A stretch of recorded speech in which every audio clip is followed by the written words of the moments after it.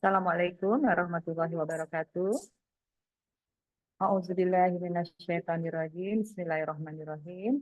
Innal hamdalillah nahmaduhu wa nasta'inuhu wa nastaghfiruhu wa na'udzubillahi min syururi anfusina wa min sayyiati a'malina. Asyhadu an la ilaha illallah wahdahu la syarikalah wa asyhadu anna Muhammadan abduhu rasuluhu. Segala puji hanyalah milik Allah, dengan segala rasa cinta dan pengagungan kepada Allah. Salawat dan salam senantiasa tercurah atas Rasul yang mulia, uswatun hasanah kita, kecintaan umat sepanjang masa, Nabi Muhammad Shallallahu Alaihi Wasallam, beserta keluarga dan sahabatnya mulia, dan seluruh pengikutnya yang insya Allah kita semua akan mendapatkan syafaat beliau di akhir kelak. Amin ya robbal alamin. Ustaz Andian yang kami hormati, alhamdulillah terima kasih Ustaz sudah berkenan memenuhi undangan kami, dan pada bulan Juni ini kita akan mengadakan kajian tematik berseri dengan tema yang sangat penting buat kita semua, yaitu mengenai sholat khusyuk. Insya Allah akan diberikan secara online daring dua kali pertemuan, hari Minggu Minggu pertama dan Minggu ketiga, Rabu. Dan selanjutnya kita akan kajian tatap muka di Minggu Rabu, Minggu kedua dan keempat.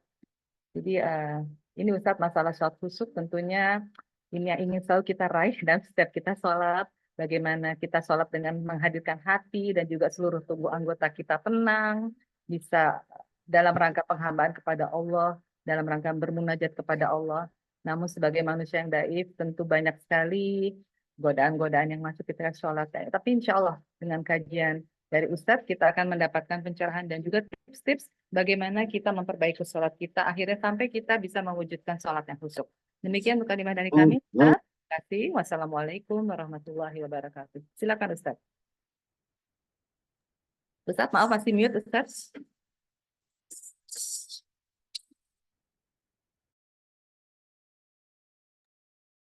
Terima kasih Bu Kemala, Ibu-ibu semua. Assalamualaikum warahmatullahi wabarakatuh. Waalaikumsalam warahmatullahi wabarakatuh. Alhamdulillah. Waalaikumsalam warahmatullahi wabarakatuh. Kamu Ustadz kayaknya kurang keras ya suaranya ya?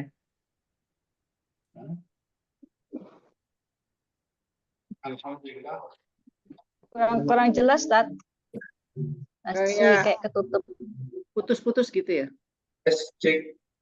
Nah, udah mulai, Bang Ustaz. Alhamdulillah wa syukurillah. Kedengaran? Dengaran. Sudah jelas, Ustaz? Ya. Udah jelas. Alhamdulillah wa syukurillah. La haula wa la quwata illa billah. Wassalatu wassalamu ala rasulillah wa ala ashabihi wa ala. Ibu-ibu yang saya hormati, wabil khusus seluruh pengurus, Bu Kemala dan teman-teman. Alhamdulillah Rabbil Alamin. Puji syukur kita panjatkan kehadirat Allah Subhanahu wa Ta'ala atas limpahan rahmat, taufik, hidayah, dan inayahnya pada kita semua. Sholawat beriring salam mudah-mudahan senantiasa tercurahkan kepada junjungan kita, Nabi kita Muhammad Sallallahu Alaihi Wasallam beserta istri, keluarga, dan sahabat beliau. Ibu-ibu yang saya hormati, tema kita pada pagi hari ini begitu sangat penting, ya kan? Karena terkait dengan kewajiban hari-hari kita. Ya, dalam sehari itu setidaknya 5 waktu kita menghadap Allah. Ya, 5 waktu kita rukuk dan sujud di hadapan Allah. Nah, tentu dari waktu ke waktu kita harus meningkatkan kualitas sholat kita, kualitas ibadah kita. Ya, bagaimana sholat kita bisa mencapai kekhusyuan. Nah, alhamdulillah di antara hari-hari kita juga, di antara kita melaksanakan sholat-sholat sunnah. Ya, dari mulai sholat tahajud, sholat duha, sholat istikharah, sholat hajat, sholat taubat, dan lain-lain. Nah, mari kita jadikan sholat kita itu sholat yang berkualitas. Ya, sholat yang ada nilainya, ada bobotnya di mata Allah Subhanahu wa Ta'ala. Nah, bagaimana caranya? Yang paling mendasar yang harus ibu-ibu ingat, manusia itu punya dua unsur penting. Ya, dua unsur penting. Yang pertama adalah unsur jasmaninya. Yang kedua adalah unsur rohaninya. Ya, itu yang sering kita sebut dengan jasmani dan rohani. Lahir dan batin. Nah, ibadah sholat yang kita kerjakan itu tidak hanya melibatkan unsur jasmani saja. Tapi ibadah sholat itu juga melibatkan unsur rohani. Ya, kalau sholat itu hanya dalam bentuk gerakan-gerakan fisik, ya dari mulai takbir sampai salam hanya gerakan-gerakan fisik, rohaninya tidak terlibat, maka sebetulnya ibadah sholat kita itu belum bernilai, belum berbobot. Ya, sekarang logikanya gini, Allah itu tidak terdiri dari unsur fisik seperti kita ini. Artinya kalau Allah seperti kita, Allah makhluk. Ya, Allah makhluk. Nah, kita ada unsur fisiknya. Ya, maka komunikasi kita dengan Allah itu adalah unsur rohaninya. Nah, unsur rohani ini yang menggerakkan unsur fisik. Ya, ibu-ibu, unsur rohani yang menggerakkan unsur fisik. Ya, sekali lagi. Jadi, kalau fisik kita bergerak, tapi rohani kita tidak terlibat dalam sholat, nah berarti kita belum mencapai kekhusyuan. Ya, kenapa? Karena dialog kita dengan Allah itu bukan dialog jasmani, tapi dialog rohani. Jasmani itu hanya digerakkan oleh unsur rohani. Ya, sekali lagi jasmani itu hanya digerakkan oleh unsur rohani. Nah, makanya di dalam mencapai kekhusyuan pada saat kita sholat itu, ya pertama harus melibatkan unsur akal. Ya, di dalam unsur rohani itu ada potensi akal. Yang kedua adalah hati. Yang ketiga adalah jiwa. Ya, jadi ada 3 unsur penting yang melekat pada unsur rohani. Yang pertama adalah akal, yang kedua adalah hati, yang ketiga adalah jiwa. Nah, maka kunci utama sholat khusyuk itu, akal kita harus kenal dengan Allah. Bagaimana kita sholat tapi kita nggak mengenal Allah? Bagaimana kita sholat tapi kita tidak mengetahui bahwa kita sedang berhadapan dengan Allah, menyembah Allah? Bagaimana kita sholat, pengen dekat dengan Allah tapi kita nggak tahu bacaan sholat? Bagaimana kita sholat tapi kita nggak tahu bahwa yang disembah adalah Allah? Artinya bahwa ibu-ibu, sholat khusyuk itu kunci utamanya adalah akal. Kenal dulu dengan Allah. Nah, kita mengenal Allah melalui 2. Ibu-ibu mengenal Allah melalui 2. Yang pertama melalui ayat-ayat Al-Quran. Jadi kita mengenal Allah, memperkenalkan dirinya di dalam Al-Quran. Ya, dia minta disembah, dia minta kita bersandar kepadanya, dia minta kita mengagungkannya, dia minta kita mengenalnya, dia minta kita tunduk kepadanya, dia minta kita menjauhkan berbagai diri dari maksiat. Nah, itu artinya bahwa, ibu-ibu bahwa kita kenal dengan Allah. Dia yang maha pengasih, dia yang maha penyayang, dia yang maha melindungi, dia yang maha memaafkan. Dia sebaik-baik tempat bersandar. Nah, jadi gini, saya bagaimana bisa dekat dengan Ibu Yuni Satria kalau saya nggak kenal sama Bu Yuni?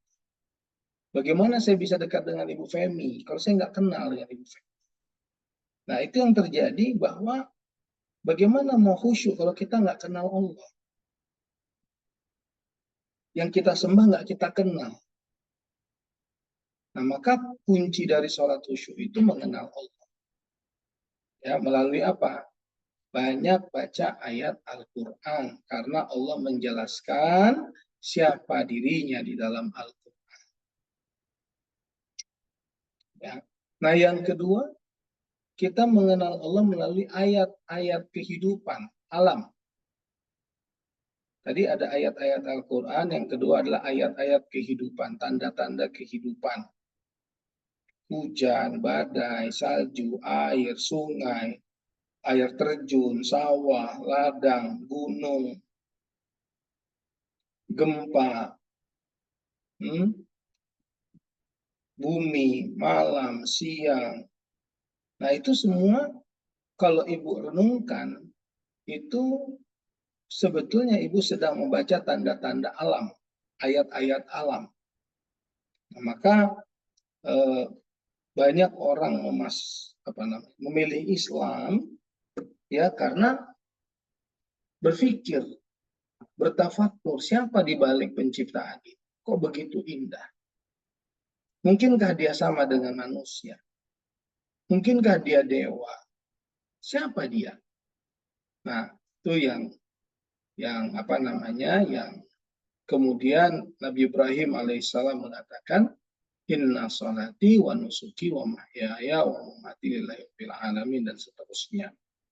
Nah, jadi ibu-ibu, kalau kita ingin mencapai sholat khusyuk, kunci pertamanya itu adalah logika kita, akal kita mengenal Allah.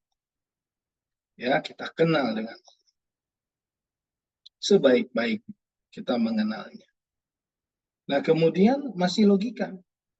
Ya. Nah, kita tahu bahwa bagaimana nih caranya sampai kepada Allah. Nah, Ibu sudah kenal. Saya gini, dengar nama Anies Baswedan. Saya berusaha pengen kenal dengan dia. Begitu saya mengenalnya, berusaha pengen dekat dengannya. Gitu ya. Gimana cara dekat dengan seorang Anies ini? Maka saya cari jalan untuk bisa dekat dengan dia. Nah, kalau sudah dekat dengan dia, maka akan timbul saling menghargai, saling menyayangi, karena apa? Sudah kenal. Nah, jadi banyak di antara umat Islam, sholat hanya sekedar menggugurkan kewajiban. Ya, karena apa? Sesungguhnya dia belum mengenal Allah. Gitu. Maka kenalilah Allah tadi melalui ayat-ayat Al-Quran. Artinya banyak-banyak baca Al-Quran. Yang kedua melalui ayat-ayat kehidupan, alam, tanda-tanda alam. Maka banyak tadabbur alam. Ya, mentadaburkan, mentafakurkan kehidupan, hujan, air, lautan, sungai, gunung, sawah, ladang, penciptaan binatang, manusia, dan lain-lain. Gitu. Nah, itu ilmu yang pertama. Nah, kemudian setelah kita mengenal dia, kan kepengen dekat dengan dia. Nah, bagaimana cara dekat dengan dia? Belajar bahwa ada perintah sholat. Nah, ada perintah sholat untuk bisa sampai kepadanya. Nah, tapi bagaimana tata cara sholat yang baik? Yang kira-kira kita semakin dekat dengannya. Gimana caranya? Nah, mari kita lihat di dalam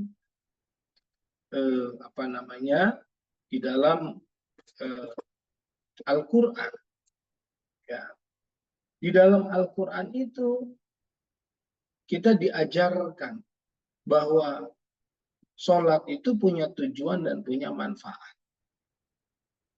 Jadi kalau kita tidak tahu tujuan dan manfaat sholat, berarti bisa jadi sholat kita hanya sekedar menggugurkan kewajiban. Jadi yang tadi unsur pertama akal itu harus terlibat pada saat sholat. Betul-betul harus terlibat pada saat sholat.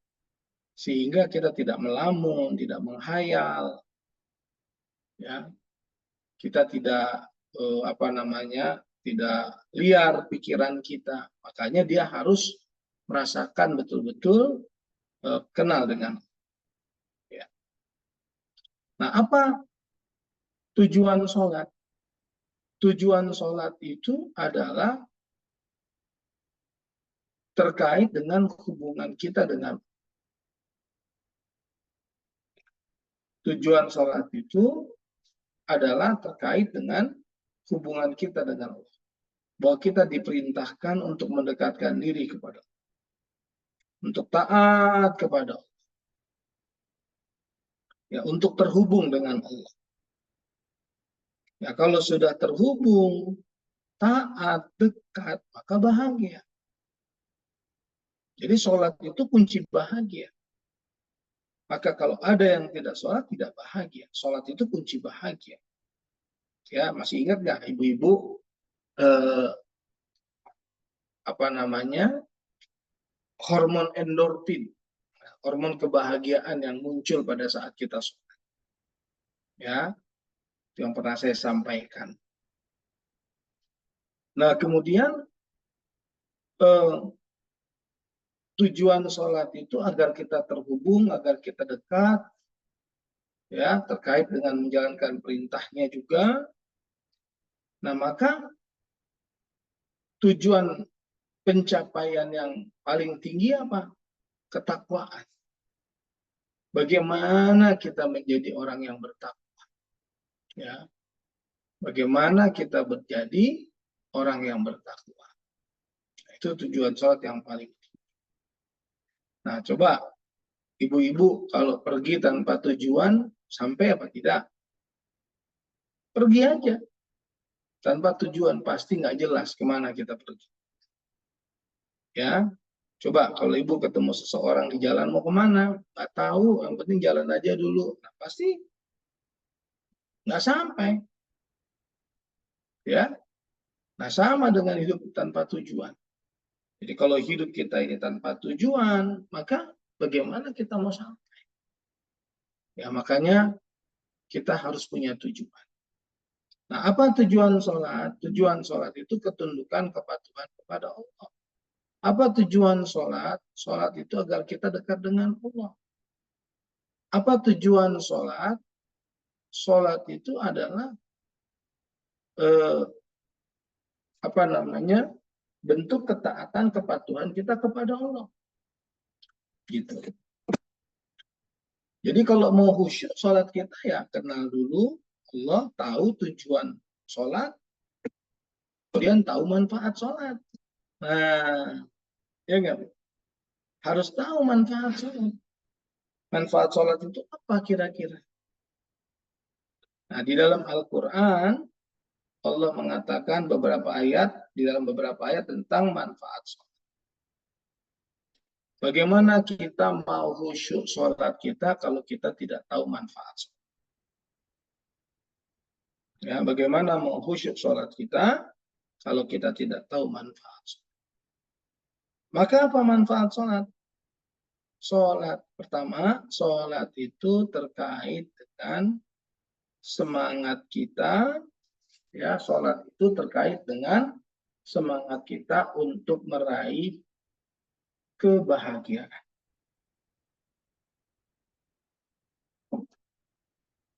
Kebahagiaan atau kesuksesan. Jadi kalau mau bahagia, mau sukses ya sholat kuncinya. Mana ayatnya? Ayat kelima dari surat Al-Baqarah. Ibu-ibu lihat di ayat kelima, baca boleh? Bu Nurjana, baca ayat Al-Baqarah dari ayat pertama sampai kelima, Bu Nurjana. Al-Baqarah ayat pertama sampai kelima. Al-Baqarah.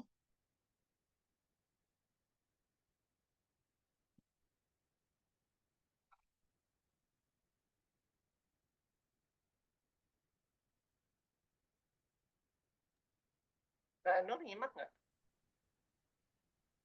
Nyimak tapi mungkin belum bawa ininya kali. Nur? Atau Bapak Budian aja ya Ustaz? Ya. Ayat berapa Iya, Ustaz? iya. Oh, itu ada. Iya. Ayat 1 sampai 1 5. sampai 5. Ayat 5 ya, Al-Baqarah ya. A'udzubillahi minasyaitonirrajim. Bismillahirrahmanirrahim. Alif lam mim. Ayat ayat Al-Baqarah surat pertama apa surat kedua? Al-Baqarah 1 ya. sampai 5, 1 1 sampai 5. Ayat 1 sampai 1 5. sampai 5. Nah, auzubillahi minasyaitonirrajim. Bismillahirrahmanirrahim. Alif Lam Mim. Kitab Al-Qur'an ini tidak ada keraguan padanya, petunjuk bagi mereka yang bertakwa, yaitu mereka yang beriman kepada yang gaib, melaksanakan sholat, dan menginfakkan sebagian rezeki yang kami berikan kepada mereka. Dan mereka yang beriman kepada Al-Quran yang diturunkan kepadamu Muhammad, dan kitab-kitab yang telah diturunkan sebelum engkau, dan mereka yakin akan adanya hari akhirat. Mereka lah yang mendapat petunjuk dari Tuhannya, dan mereka itulah orang-orang yang beruntung. Ya. Jadi di ayat 1 sampai 5 itu Allah menjelaskan kriteria orang bertakwa yang akan menang, yang akan sukses, yang akan bahagia. Mana? Lihat ayat kelimanya. Ulaika ala hudam mir rabbihim wa ulaika humul muflihun. Mereka itulah orang-orang yang berada di dalam petunjuk Allah, dan mereka itulah orang-orang yang menang, yang sukses, yang bahagia. Nah, salah satunya siapa? Orang yang mendirikan sholat. Nah, orang yang mendirikan sholat. Alladzina yuqimuna sholat. Orang yang mendirikan. Ya. Tuh, jadi ada hubungan antara sholat dengan kesuksesan, antara sholat dengan kebahagiaan. Ya. Antara sholat dengan kemenangan. Ya. Tuh. Jadi kalau kita ngerjakan sholat, kita tidak tahu manfaat sholat, kering. Sholatnya itu flat aja, kering, datar. Tapi kalau kita tahu manfaat sholat, wah dahsyat. Kita akan menjadikan sholat itu sebagai kebutuhan. Gitu.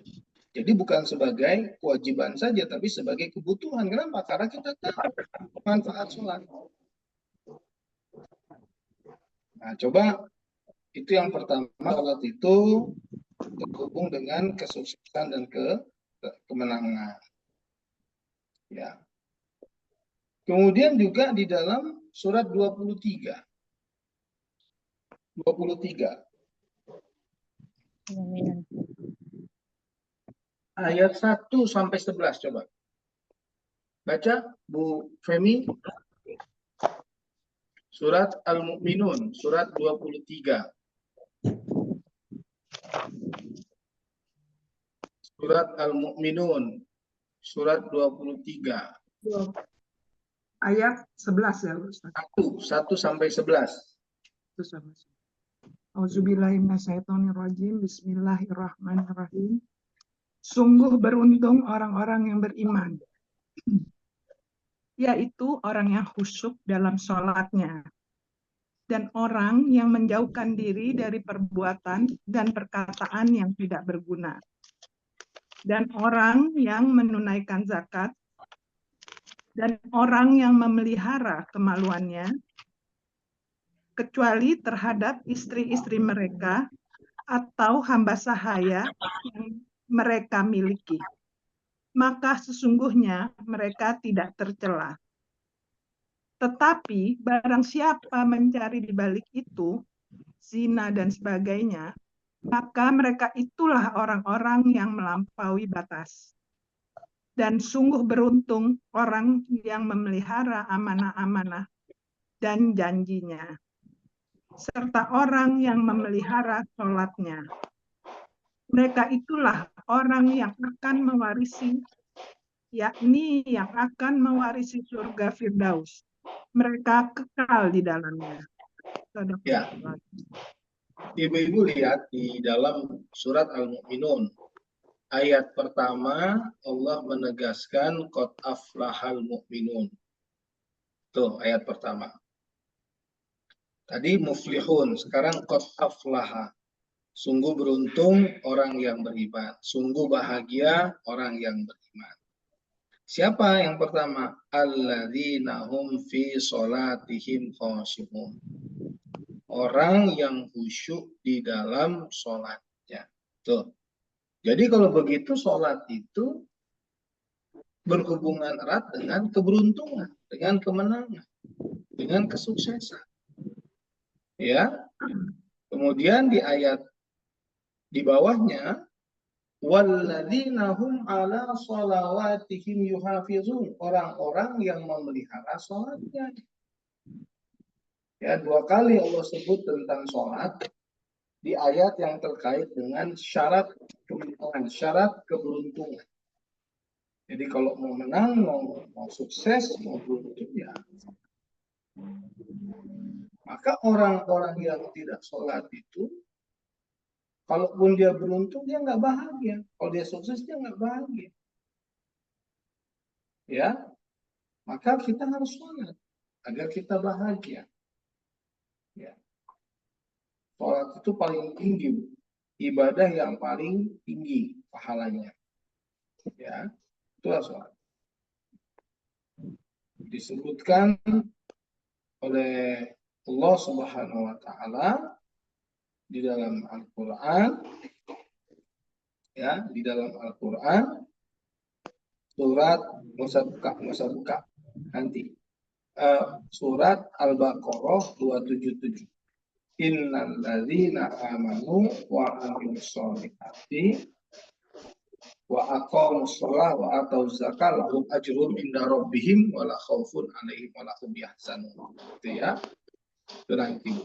Jadi pahalanya besar, ya. Ada yang bocor speakernya siapa? Kemudian Sorry. Pahalanya besar, ya, ganjaran kebaikan melimpah dari Allah, ya, ibu-ibu sekalian. Nah, itu di dalam surat Al-Mu'minun, surat 23 itu jelas syarat keberuntungan itu siapa? Apa? Yang pertama adalah mendirikan sholat. Tuh, yang pertama. Ya, tuh, jelas? Ibu-ibu, jelas ya? Nah, kemudian kita lihat ayat yang lain. Ayat yang lain, surat 29. Surat 29 ayat 45. Baca Bu Hani. 45 ya, Ustaz. Iya. A'udzubillahiminasyaitonirrajim. Bacalah kitab Al-Quran yang telah diwahyukan kepadamu, Muhammad, dan laksanakanlah sholat. Sesungguhnya sholat itu mencegah dari perbuatan keji dan mungkar.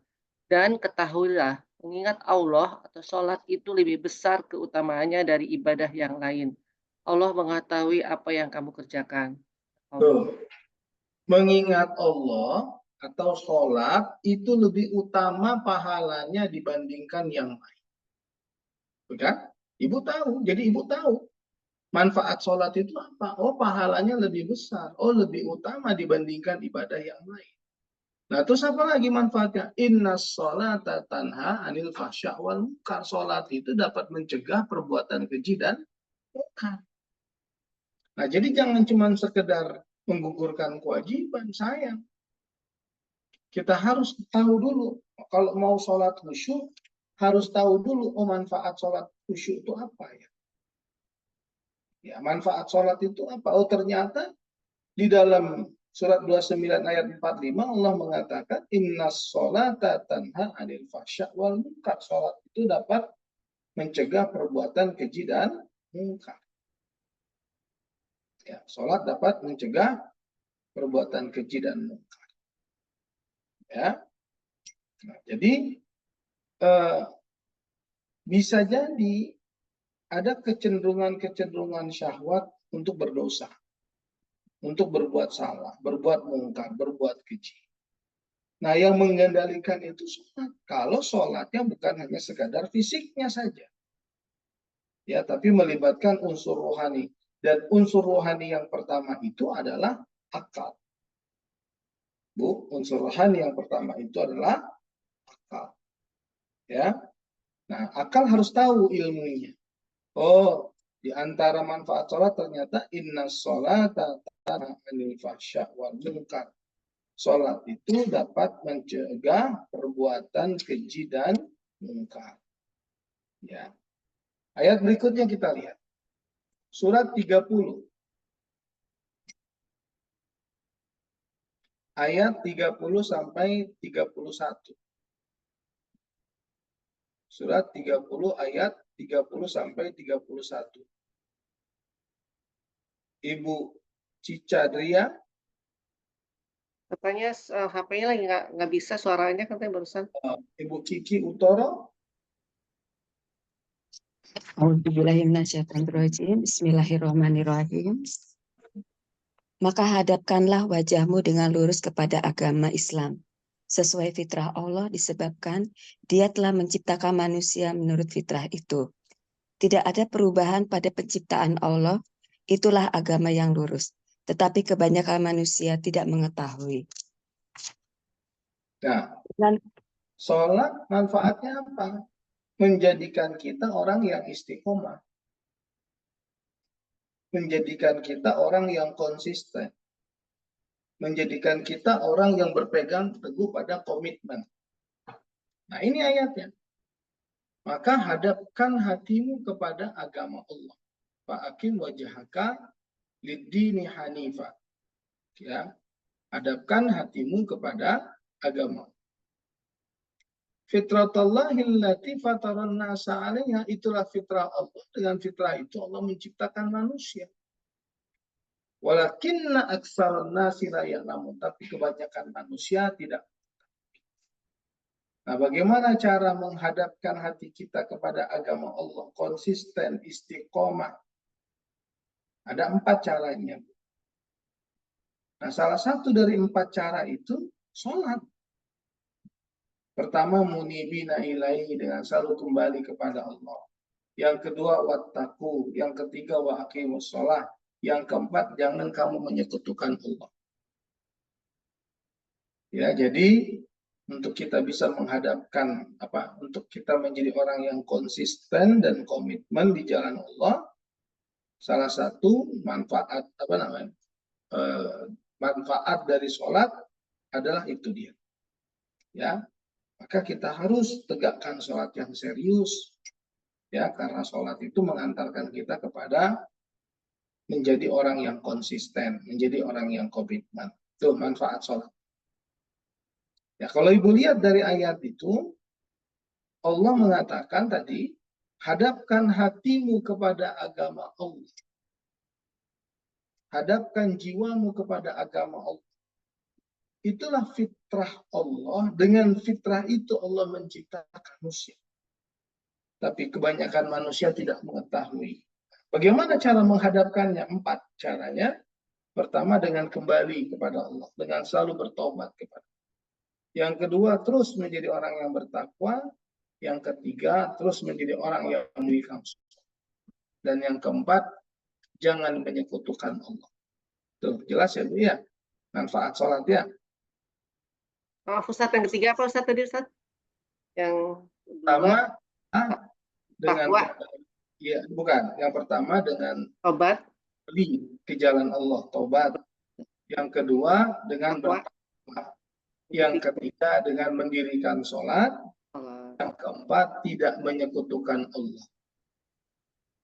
Itu surat Ar-Rum ayat 31. 31. Ya. Nah, itu manfaat sholat dapat dari situ, Bu. Nah, ini terkait dengan ibadah sholat tadi. Bagaimana kita bisa menikmati sholat kalau kita nggak tahu manfaat sholat? Maka ayat-ayat tadi itu menjelaskan kepada kita manfaat-manfaat sholat. Sehingga pada saat kita sholat itu, sholat kita kerjakan sebagai sebuah kebutuhan. Gitu. Oh, biar aku sehat, biar aku bahagia. Oh, biar aku jadi orang yang istiqomah, konsisten. Oh, biar aku tercegah dari perbuatan keji dan mungkar. Nah, aku harus sholat. Gitu kira-kira. Nah, ya. Nah, apa tujuan sholat yang lain? Tujuan sholat yang lain itu tadi saya katakan, dijauhkan dari ketakutan dan kesedihan. Baca Bu Nurjana. Tujuan sholat dijauhkan dari ketakutan dan kesedihan. Surat Al-Baqarah 277. Surat Al-Baqarah 277.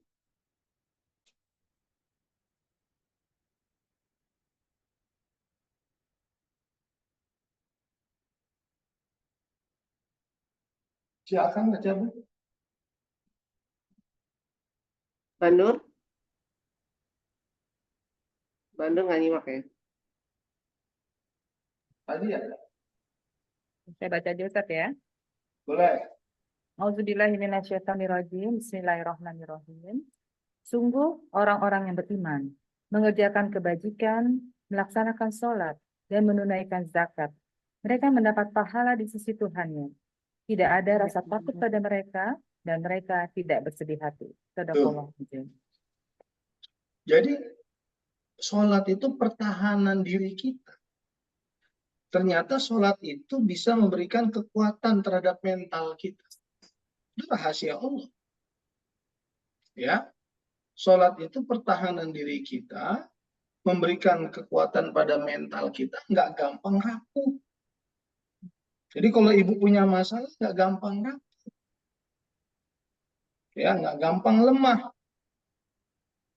Ya, makanya Allah mengatakan orang yang beriman melakukan amal soleh, mendirikan sholat, menunaikan zakat, bagi mereka pahala di sisi Tuhan mereka. Mereka tidak pernah takut dan tidak pernah bersedih.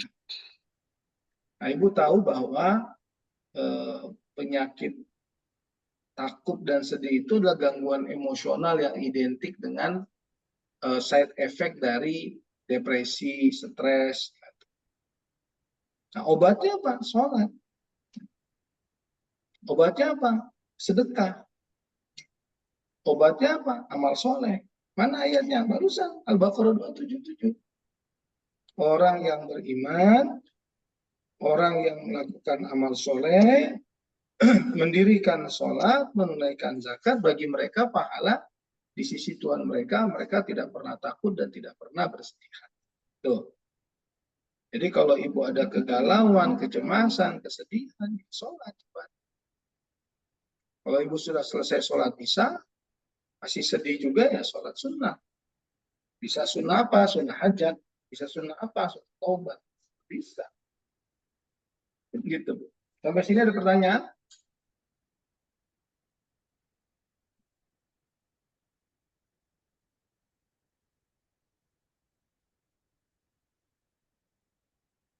Lanjut. Bu Heni mau nanya? Bu Ani? Ya, Ustaz, yang tadi mencegah perbuatan keji dan mungkar. Kan berarti selama ini bagi orang-orang yang sholat, sholat tapi tetap melakukan itu, artinya sholatnya belum melibatkan rohaninya ya Ustaz ya. Iya. Sama kata-kata mendirikan sholat sama mengerjakan sholat itu beda ya Ustaz ya. Kalau definisi iqamatus sholah, ya, atau alladzina yuqimuna sholah, itu artinya menegakkan, mendirikan. Ya. Kalau mengerjakan itu amilah. Amilah itu mengerjakan. Tapi kalau yuqimus itu berarti menegakkan sholat atau mendirikan sholat. Itu. Lagi. Lanjut.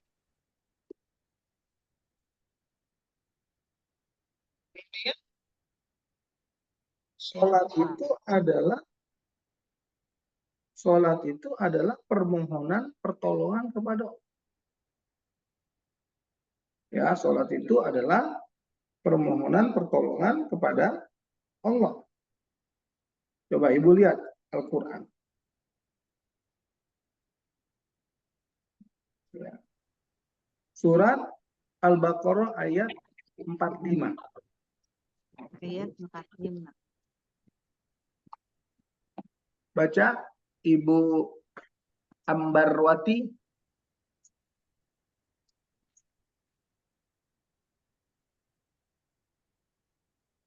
Ibu Ati, Bandung. Maaf, lagi nggak nyimak, Ustaz. Mbak Budian, tolong Budian. Ya, Ya, ya. nggak apa-apa Mbak Ambar, nggak apa-apa. Kemudian Bu ada Ati, call of friend, Bandung. call of friend, call of friend. Buat itu. Bu Ati, Bandung. Buat itu lagi sakit, Pak. Bu Nana. Surat apa, Pak? Maaf. Surat Al-Baqarah ayat 45. Al-Baqarah Dan ayat surat 45. dan surat Al-Baqarah Al-Baqarah ayat 45. Oke. dan Auzubillah. Al-Baqarah 153. Oh iya, Pak. Auzubillahiminasyaitonirrajim. 45. Bismillahirrahmanirrahim. Dan mohonlah pertolongan kepada Allah dengan sabar dan sholat. Dan sholat itu sungguh berat kecuali bagi orang-orang yang khusyuk. Sama 105 berapa, Pak? Maaf. 153. 156. 53. Oh, 53. Nah. Auzubillahiminasyaitonirrajim. Bismillahirrahmanirrahim. Wahai orang-orang yang beriman, mohonlah pertolongan kepada Allah dengan sabar dan sholat. Sungguh Allah beserta orang-orang yang sabar. Shadaqallahul azim. Nah, jadi di sini jelas bahwa sholat itu sebagai sarana ibu-ibu minta tolong ke Allah kalau ibu punya problem. Ini manfaat sholat. Jadi kalau ibu punya problem, ibu punya masalah, ibu sedang cemas, ya, ibu minta tolong ke Allah pakai apa? Caranya sholat.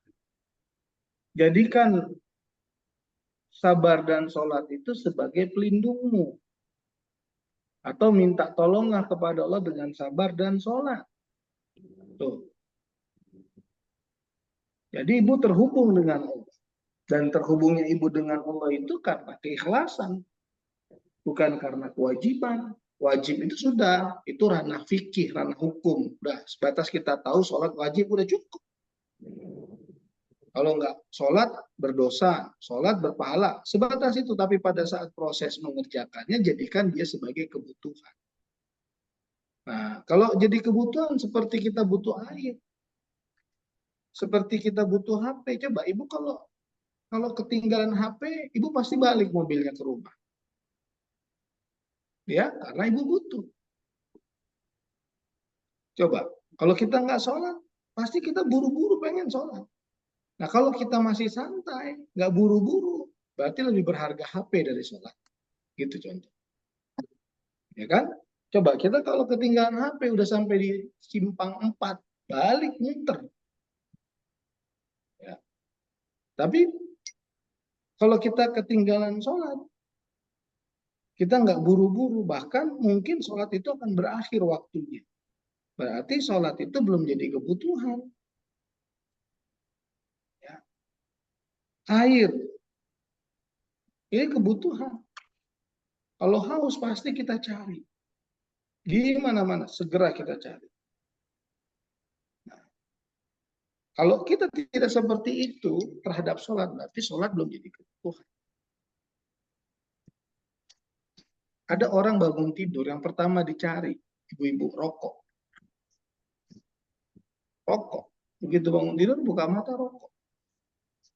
Nah, karena apa? Rokok kebutuhan buat dia. Nah, tapi kan seharusnya nggak begitu. Seharusnya ketika bangun tidur, buka mata, sholat dulu. Nah, itu tandanya dia sudah menjadikan sholat sebagai kebutuhan.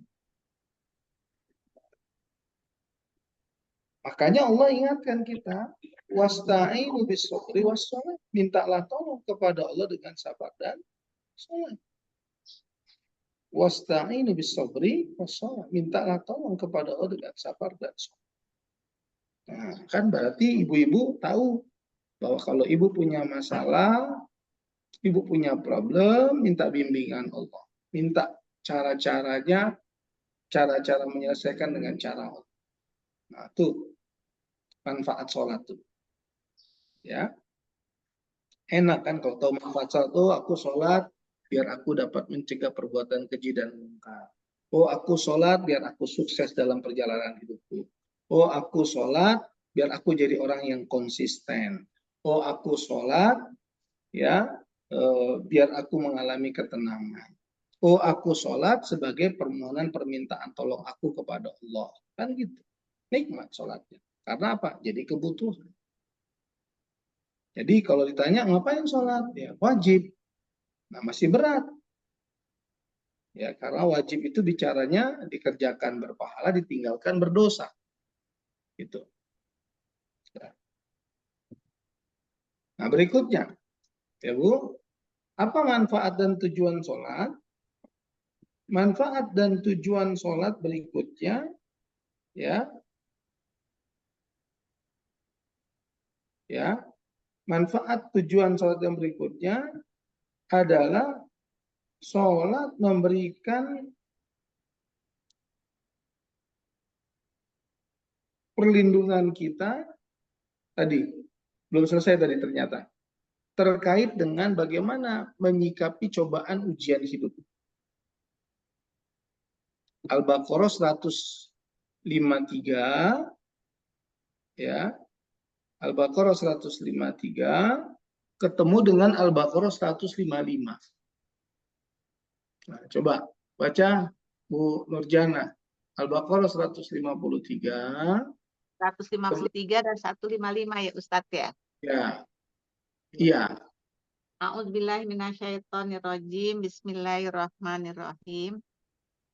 Wahai orang-orang yang beriman, mohonlah pertolongan kepada Allah dengan sabar dan sholat. Sungguh Allah berserta orang-orang yang sabar. Dan kami pasti akan menguji kamu dengan sedikit ketakutan, kelaparan, kekurangan harta dan jiwa, dan buah-buahan, dan sampaikanlah kabar gembira kepada orang-orang yang sabar. Ya, Ibu perhatikan di dalam Al-Baqarah 153 tadi. Wahai orang yang beriman, mintalah tolong kepada Allah dengan sabar dan sholat. Kenapa ada perintah itu? Ya, nih kalau nyimak nanti ini dapat hadiah nih. Hadiahnya saya bawa nanti waktu pengajian offline. Karena akan diuji Allah, karena akan diuji sama Allah. Bu Hani. Ulangin lagi Bu Hani. Karena kita pasti manusia akan diuji oleh Allah di surat yang 155. Nah, jadi Allah mengatakan kepada kita, nanti hadiahnya saya bawa nih Bu Hani. Ya, terima kasih Ustaz. Nanti tapi setelah ini ada pertanyaan yang harus dijawab oleh ibu-ibu selain Bu Hani, karena nanti kalau bisa jawab dapat hadiah juga. Ya. Nah, jadi gini. Di dalam Al-Baqarah 153, ya ayyuhalladzina amanu sta'inu bis-sabri was-salah. Innallaha ma'as-sabirin. Ada perintah, wahai orang-orang yang beriman, mintalah tolong kepada Allah dengan sabar dan sholat.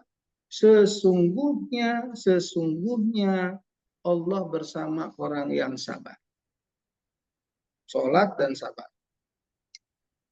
Nah, untuk apa perintah itu? Tadi yang kata Bu Hani, karena itu cara yang diajarkan oleh Allah kepada kita untuk menghadapi Al-Baqarah 155. Ya. Kamu pasti akan diuji. Ya, kamu pasti akan menghadapi berbagai cobaan dan ujian hidup. Makanya kamu harus sholat, kamu harus sabar, gitu. Jadi apa manfaat sholat di situ? Yang memberikan kekuatan kepada kita secara mental. Pada saat kita diuji, kita punya kekuatan. Ya, pada saat kita diuji, kita kuat mental kita. Ya, jadi Allah mengajarkan kepada kita cara strategi menghadapi cobaan melalui sabar dan sholat. Baru Allah kemudian jelaskan, kami pasti akan menguji kamu. Tuh manfaat sholat, Bu.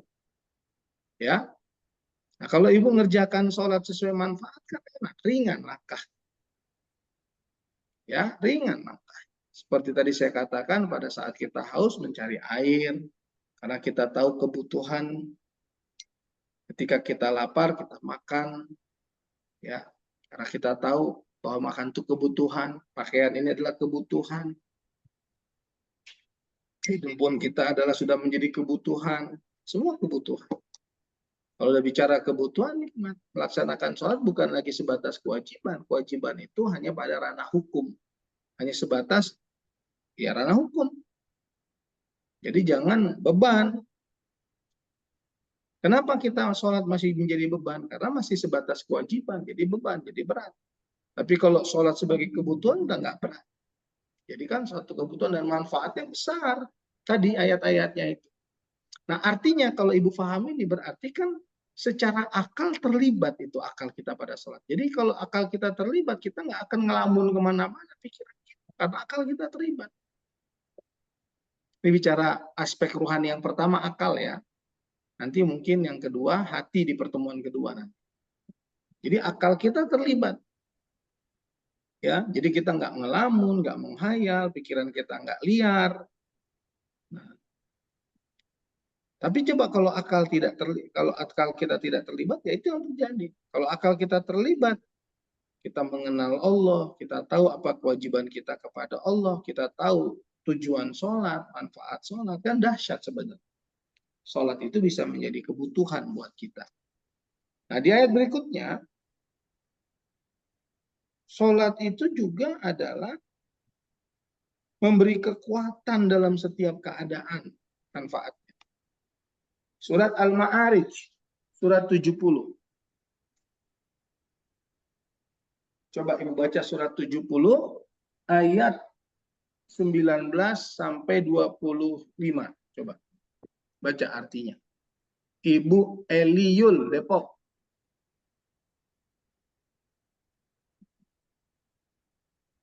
Surat 70, 19, 20, 21, 22, 23, 24. Oke, Bu Hani deh. Surat berapa, Ustadz? Surat 70 ayat 19, 20, 21, 22, 23. 19. Ya, siap. Baca, Bu Eli. Auzubillah minasyaitonirrajim. Baca artinya ya. Ya. Semua manusia diciptakan bersifat suka mengeluh. Astagfirullahaladzim. Apabila dia ditimpa kesusahan, dia berkeluh kesah. Dan apabila mendapat kebaikan atau mendapatkan harta, dia jadi kikir. Kecuali orang-orang yang melaksanakan sholat. Mereka yang tetap setia melaksanakan sholat. Dan orang-orang yang dalam hartanya disiapkan bagian tertentu. Bagi orang miskin yang meminta dan yang tidak meminta.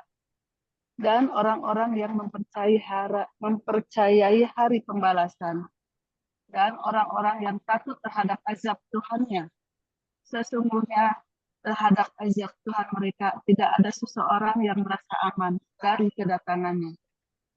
Dan orang-orang yang memelihara kemaluannya, kecuali terhadap istri-istri mereka atau hamba sahaya yang mereka miliki, maka sesungguhnya mereka tidak tercela.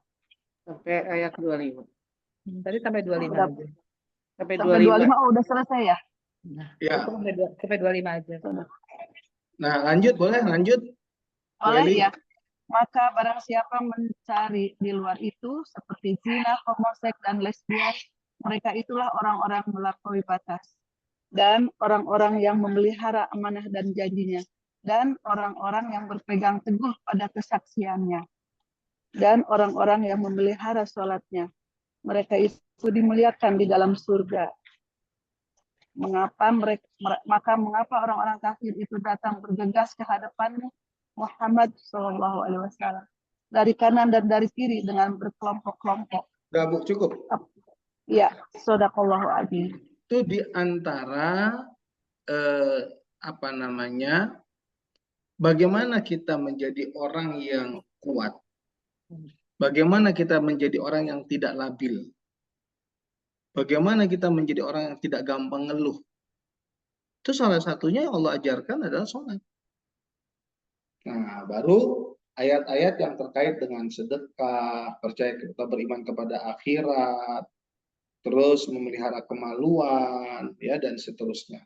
Nah, tapi coba Ibu lihat, yang pertama apa? Sholat.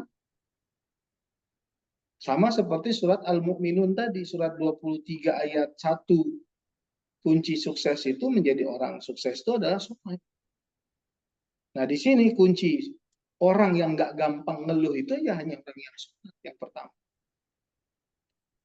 Makanya orang sholat itu punya power, punya kekuatan, punya energi. Ya, nggak gampang lemah, nggak gampang rapuh. Ya, orang sholat itu nggak gampang lemah, nggak gampang rapuh. Dia punya energi. Nah, makanya Allah minta kepada kita itu. Utamakan ibadah hidup kita ini adalah sholat. Ya, sholat itu 5 kali dalam sehari. Ya, haji 1 kali dalam seumur hidup. Wajib. Puasa 1 bulan di antara 12 bulan. Nah, tapi kalau sholat 5 kali dalam sehari itu minimal. Nggak ada lagi di bawah itu, minimal itu. Nah, yang ada maksimal itu apa? Tambah dengan sunnah-sunnah. Nah, tapi tadi saya katakan bahwa Allah menegaskan bahwa orang yang punya kekuatan, nggak gampang ngeluh, itu orang sholat. Kunci utamanya. Baru kemudian orang yang menginfakkan hartanya, orang yang beriman kepada akhirat, orang yang memelihara kemaluan, dan seterusnya. Ya, jadi di sini Ibu tergambar ya, kalau mau sholat itu Ibu udah tahu manfaatnya. Ya, udah tahu manfaat sholat itu. Yaitu apa? Menjadikan kita orang yang stabil, tidak labil. Innal insana khuliqa halu'a. Manusia itu diciptakan berkeluh kesah. Idza massahu syarru jazu'a. Kalau dia dapat kesulitan dia mengeluh. Dia kikir, dia mengeluh. Wa idza massahul khairu manu'a. Kalau dia dapat kebaikan dia mengeluh, dia lupa, dia kikir. Nah, yang tidak demikian siapa? Orang yang sholat. Orang yang setia dengan sholatnya. Ya. Jadi kalau kita sholat dan setia dengan sholat kita, setia di sini termasuk sholat sunnah, kata ulama. Ya, maka insya Allah kita dikasih kekuatan mental, tidak gampang labil. Gitu. Ya. Nah, baik. Apa manfaat lain dari sholat? Manfaat lain dari sholat adalah sholat itu bisa mengangkat derajat. Ada 3. Pertama, sholat itu mengangkat derajat kita. Yang kedua, sholat itu mendatangkan ampunan. Yang ketiga, sholat itu mendatangkan rezeki yang berkah, yang halal. Maka kalau orang nggak sholat, rezekinya susah. Orang yang nggak sholat itu susah dapat ampunan Allah. Orang yang sholat, tidak sholat itu hina di mata Allah. Nah, mana ayatnya? Surat Al-Anfal, surat 8. Ayat 2, ayat 3, ayat 4. Baca Bu Reni. Bu Reni Said.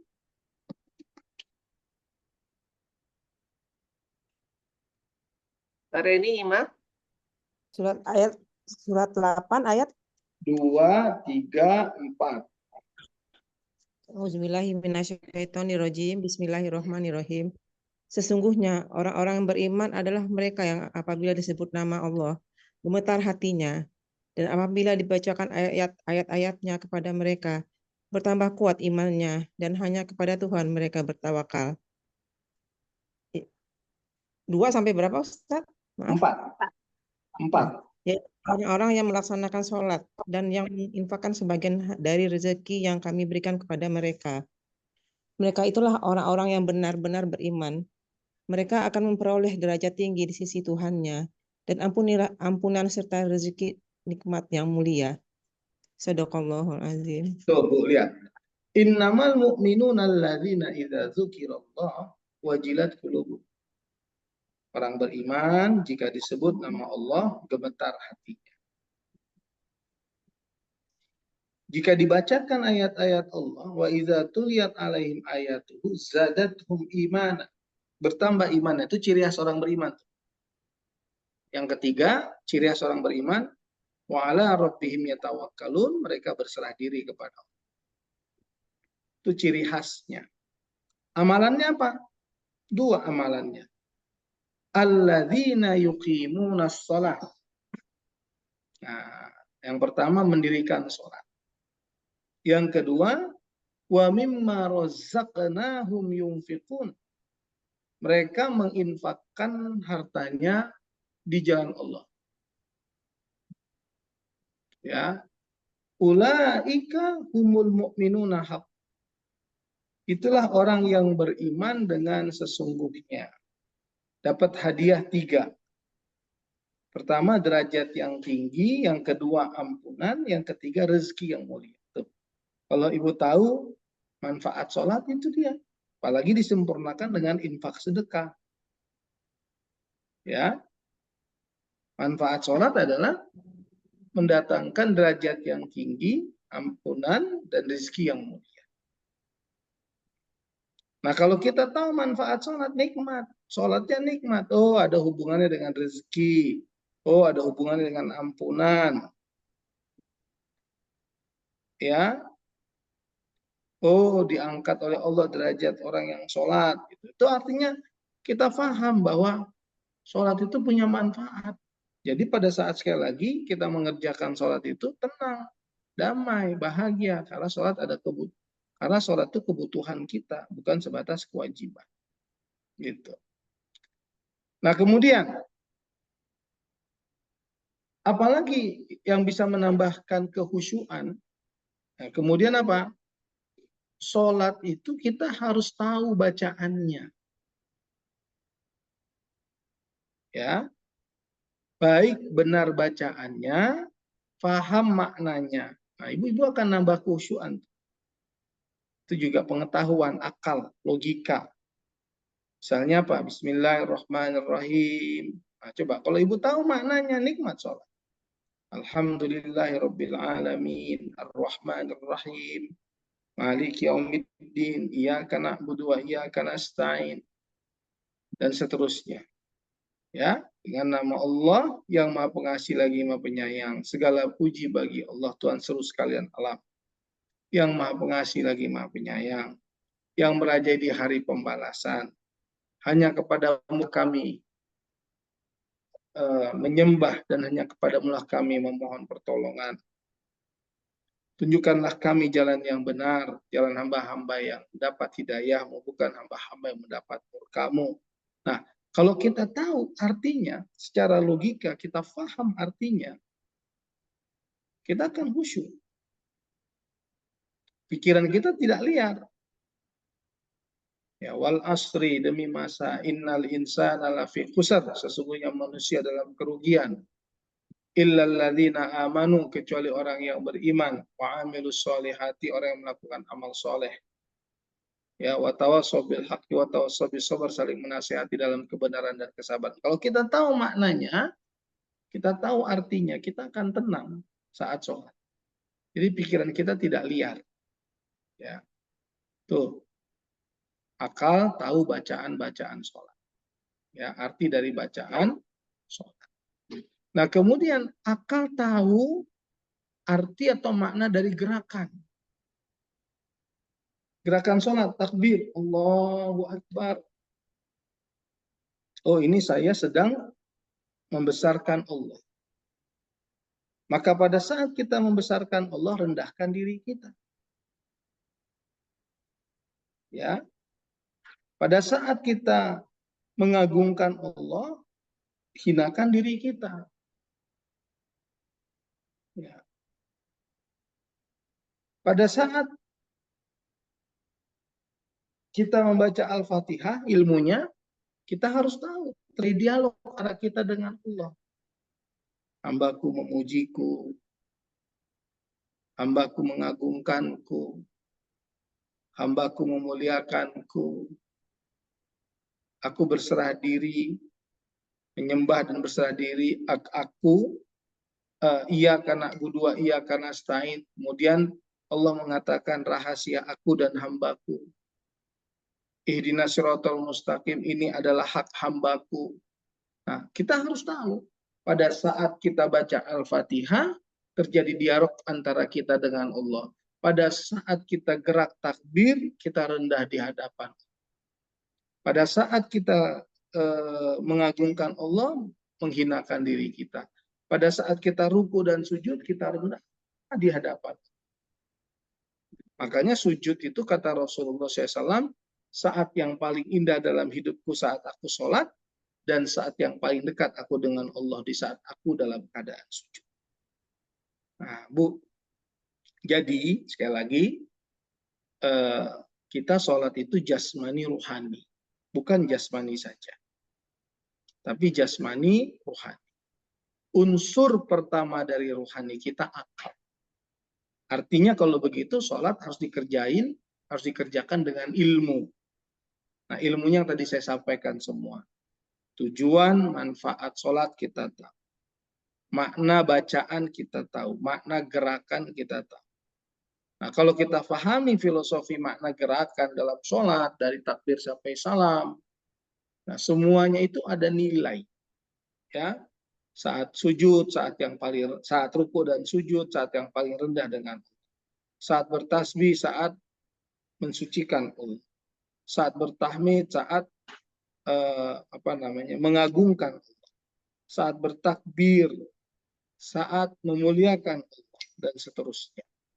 Ya, nah jadi sholatnya dengan ilmu, tahu bacaan, tahu makna gerakan, tahu manfaat sholat.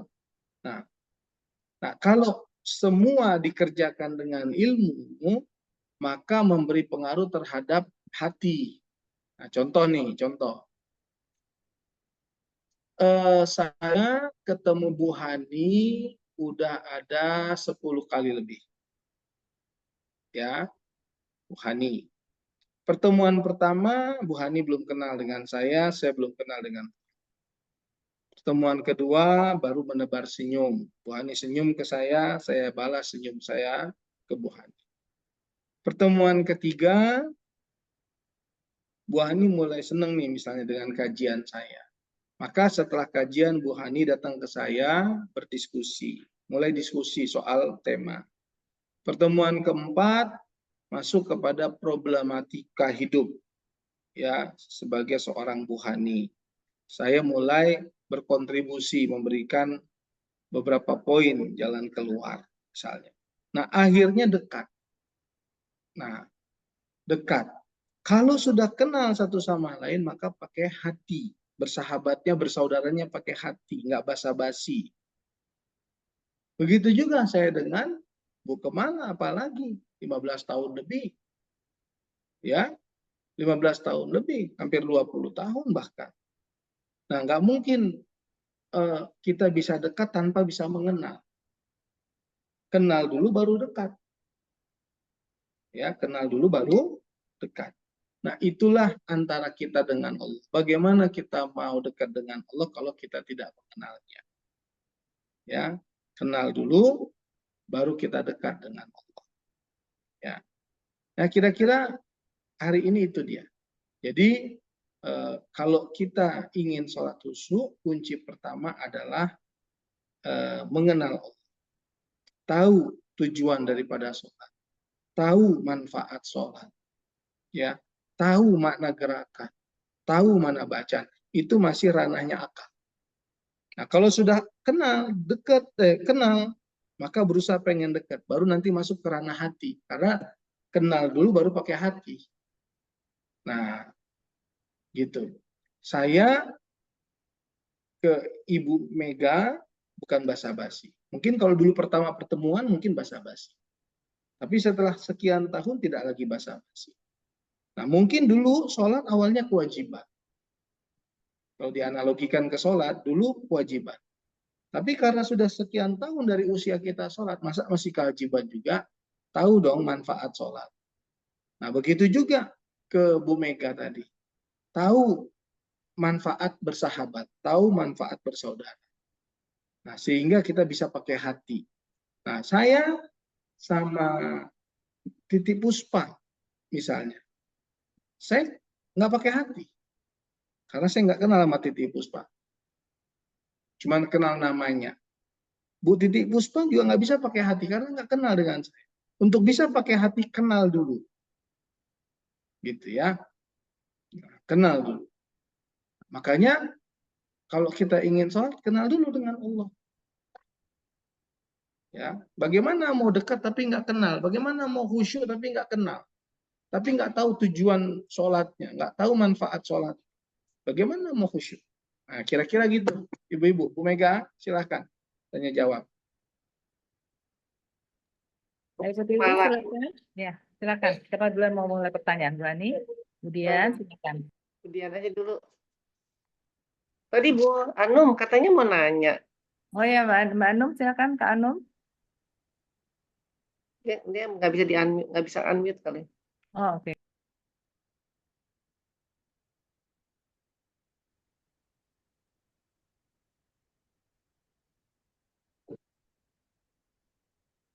Silakan Uti yang juga monitor, yang tidak on camera, silakan boleh bertanya. Saya deh Pak Ustadz tanya, boleh? Ya. Ya, Assalamualaikum Pak Ustadz. Jadi mohon maaf sebelumnya karena memang di depan rumah saya ada bangunan, jadi memang ketok-ketok gitu kan. Iya. Kedua juga saya ingin menanyakan kan tadi bermasalahnya dengan akal ya, Pak. Memang mungkin bagaimana korelasinya dengan apakah berbaik sangka itu juga termasuk dalam akal gitu? Karena kan kalau kita memang dengan pergunakan dengan akal kita dekat dengan Allah gitu kan. Tapi kita itu kan berarti berbaik sangka itu adalah bukan pikiran kita gitu. Padahal kita misalnya gini, kita udah suudzon sama Allah gitu kan. Atau ya kayaknya nggak diterima terus, sholat kita udah bener dan sebagainya gitu kan. Ini belum sampai ke hati gitu. Baru ke dalam pikiran aja. Itu apakah termasuk juga yang dikatakan bahwa korelasinya dengan takwa itu hati dulu, akal dulu gitu. Jadi kadang-kadang kan begitu. Kalau kita udah melakukan apa-apa, terus kemudian tidak terwujud apa yang kita inginkan, itu akhirnya kita suudzon gitu kan. Itu gimana Pak? Ya, bagus banget pertanyaannya bagus, berbobot nih. Ya, jadi gini nih. Tadi kalau saya berprasangka buruk sama Bu Dia. Pertanyaan saya nih, prasangka buruk, benci. Ya, prasangka buruk kemudian benci. Nah, itu akal apa hati? Sebenarnya ke hati ya, tapi iya, artinya prasangka tapi kadang-kadang kan kita sifat prasangka buruknya akal apa hati? Prasangka itu wilayah hati apa? Karena hati. Nih jangan orang hati ini juga soalnya gini, bukan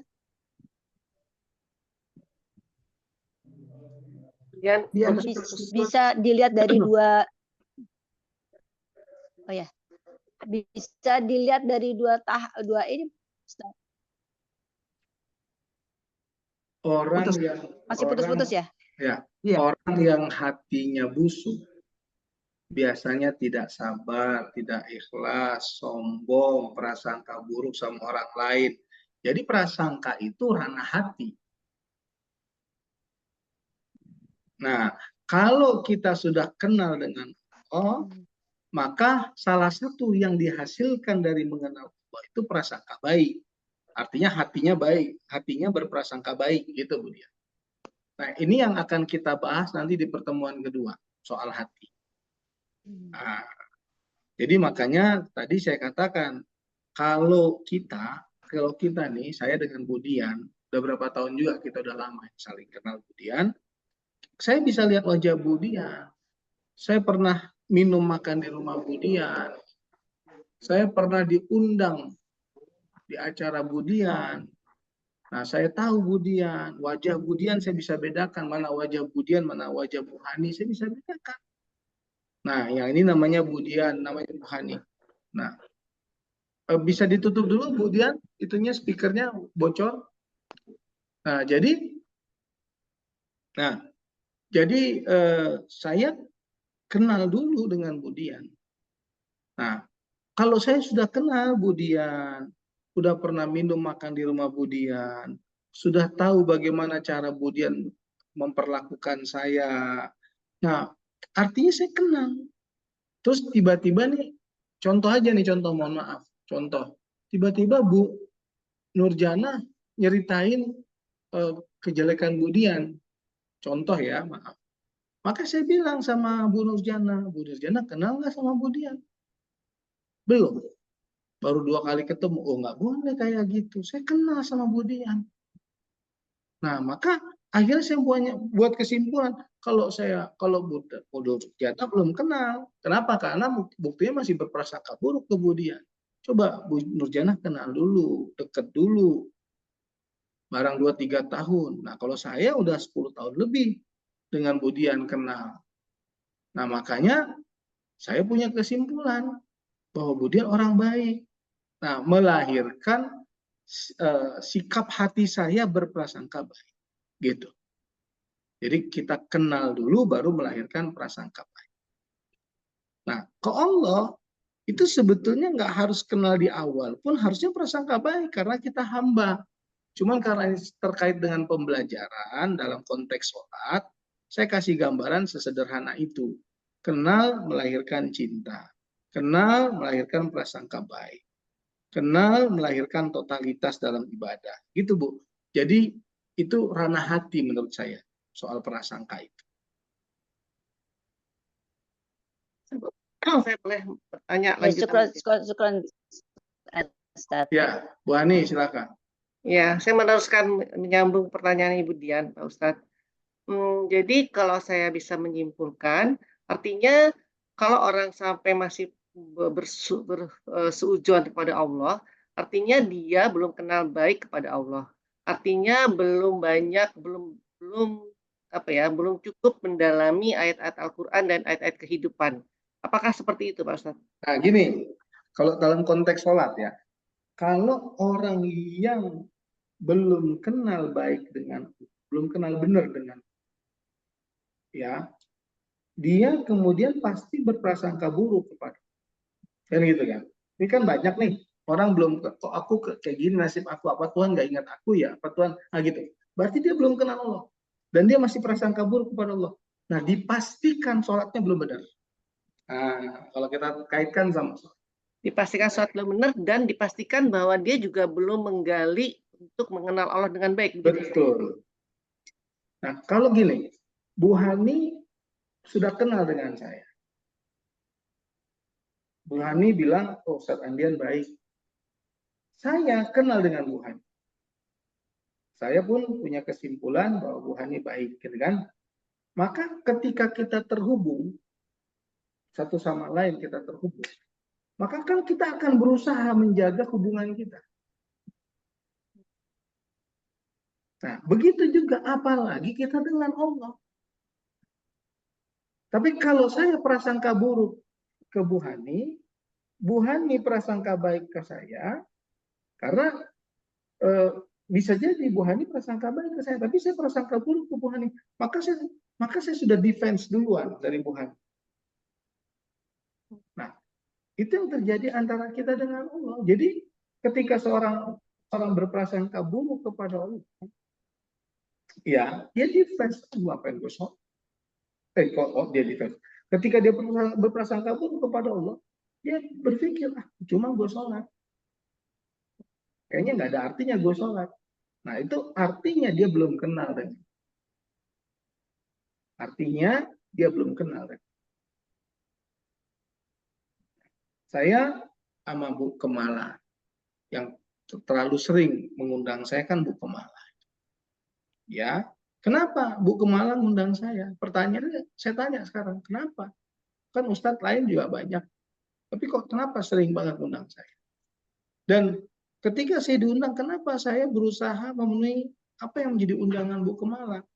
Kecuali satu lain hal, karena saya tidak catat jadwal benturan misalnya. Tapi kalau sudah saya catat, saya nggak akan mungkin batalkan. Ya, jadi sepanjang 15 tahun kenal Bu Kemala ini mungkin 1-2 jadwal pernah saya batalin. Karena benturan agenda, bukan karena saya sengaja batalin. Karena apa? Nah, Bu Kemala waktu saya batalin, kalau Bu Kemala berprasangka gini, jangan-jangan Ustadz Andian ada jadwal lain kali ya, yang bla bla bla bla bla misalnya. Berarti Bu Kemala nggak kenal dengan saya. Percuma 15 tahun udah bersahabat tapi masih berprasangka buruk kepada saya. Nah, itu contohnya. Harusnya 15 tahun bersahabat, Bu Kemala kenal dengan saya kenal dengan Bu Kemala, saya tidak akan berprasangka buruk kepada Bu Kemala nggak akan berprasangka buruk kepada saya. Nah, makanya kunci dari kenikmatan dalam ibadah itu di awal itu mengenal Allah. Ustadz, boleh nggak saya menyimpulkan sedikit, Ustadz?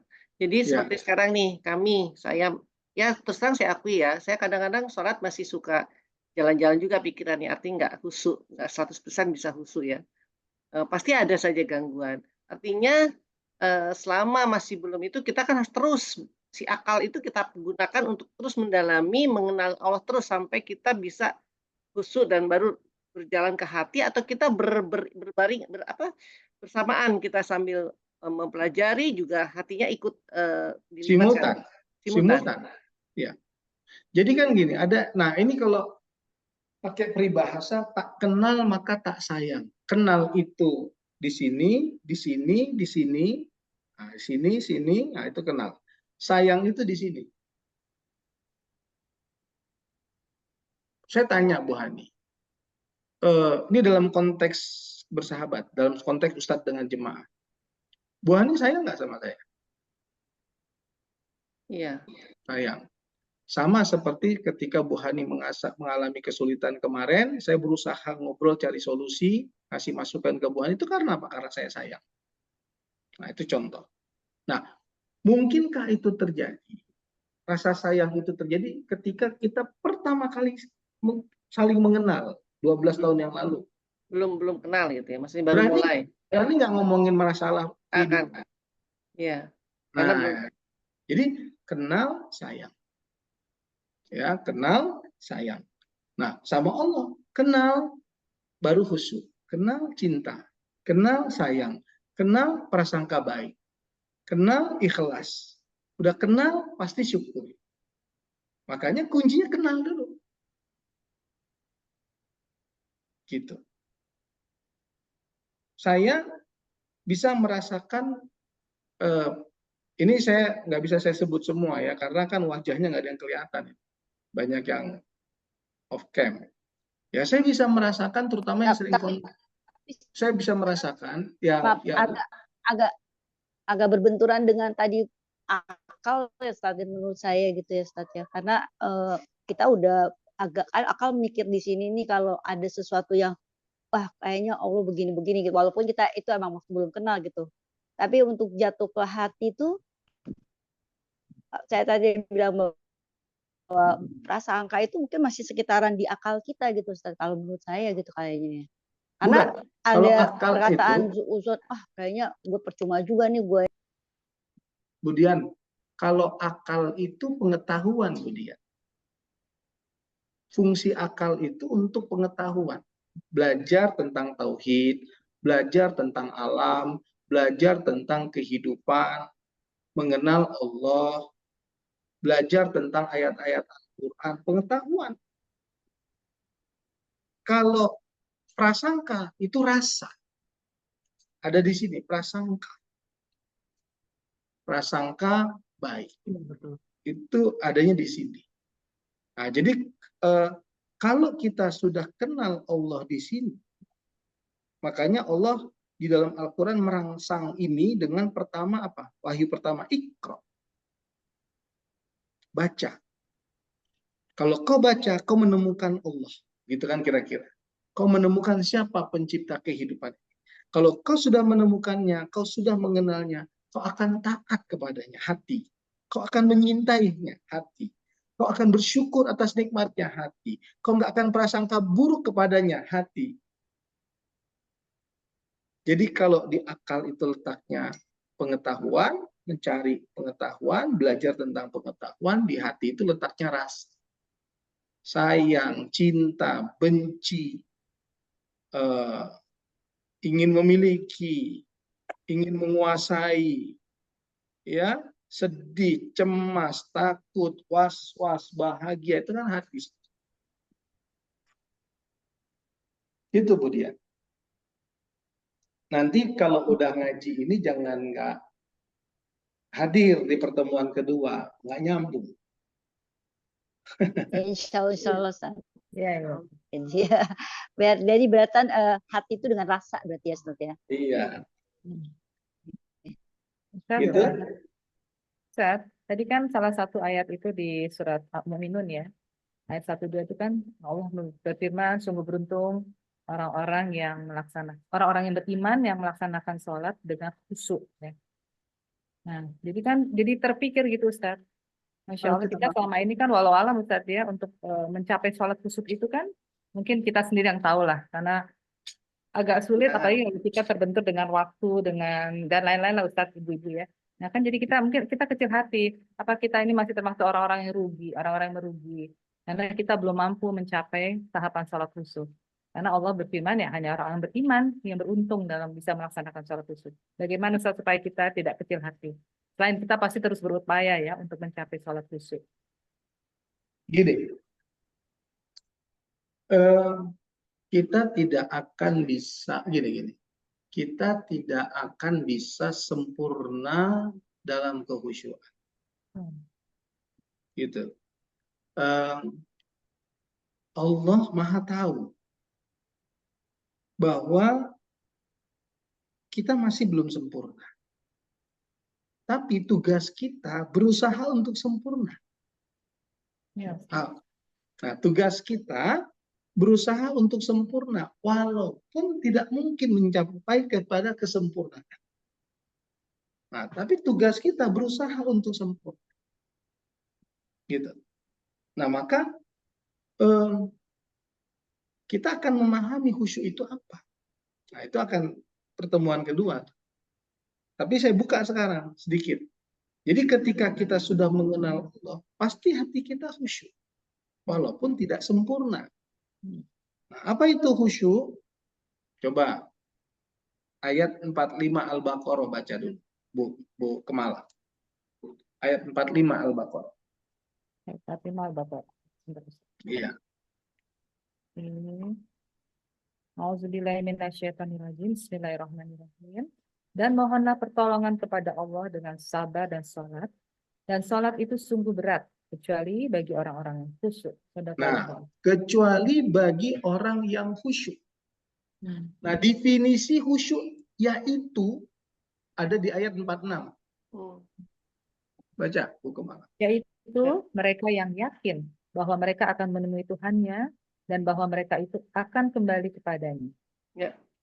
Tuh. Udah, itu jawabannya. Makanya selalu dibilang orang yang cerdas itu orang yang selalu mengingat kematian, Ustaz. Iya. Nah, tadi Budian nanya, tadi harusnya saya pengen ngasihnya jawabannya nanti, tapi udah kebuka. Alladzina yazunnuna annahum, orang yang punya keyakinan. Berarti kan letaknya di hati. Orang yang punya prasangka baik bahwa dia akan bertemu dengan Allah. Jadi khusyuk itu definisinya adalah punya keyakinan bahwa kita akan kembali menghadap Allah dan bertemu dengan Allah. Itu arti khusyuk. Nah, jadi kalau ibu sholat nih, Allahu Akbar. Saya sholat nih. Ini sekarang saya sholat nih di ruangan saya nih. Allahu Akbar. Ini waktu saya sholat, ya Allah, Engkaulah Tuhanku. Aku mengenalmu. Aku punya keyakinan bahwa aku akan kembali kepadamu. Ya Allah, aku ikhlas dalam sholatku ini semua gitu ya. Tapi ini saya di pinggir jalan nih sekarang. Ya. Itu ada suara motor, ada suara mobil. Ya kedengeran. Tetap kedengeran. Ibu di masjid lagi sholat. Allahu Akbar. Hati ibu khusyuk nih. Yang tadi, definisi tadi, hati ibu khusyuk. Terus tiba-tiba ada orang datang di kiri ibu. Cep, jadi masbuk. Berjamaah bareng kita sama imam di depan kita. Apa ibu nggak lihat gitu? Ada orang yang datang. Berasa ya Pak Ustadz ya. Bukan berasa. Maksudnya Maksudnya ada. kita lihat. Kita ibu bisa kan lihat. ibu kan lihat tuh ada yang datang, ada yang nyusul, Iya, keras. ada yang lewat, ada suara motor samping di luar masjid. Hah? Ibu nggak lihat, nggak dengar. Nggak mungkin. Pasti masih dengar, pasti masih. Tapi kita abaikan pendengaran itu, kita abaikan penglihatan itu. Kenapa? Karena kita fokus pada, wah suatu saat aku akan bertemu dengan Allah dan kembali menghadap. Gitu. Ibu sholat, Allahu Akbar. Di samping ibu, sahabat ibu bawa cucu waktu terawih. Cucunya lari-lari di depan saf ibu. Terus ibu nggak lihat. Aneh, nggak mungkin. Nah, Rasulullah SAW itu menggendong cucunya waktu sholat. Ya. Terus ibu pahami apa kalau gitu khusyuk? Buktinya Rasulullah gendong cucu. Begitu sujud dia letakkan cucunya. Nah, jadi kalau khusyuk difahami betul-betul fokus, hilang, nggak lihat orang yang nggak berasa ada orang lewat, nggak mendengar ada suara. Wah, jangan-jangan lupa rokaat kita.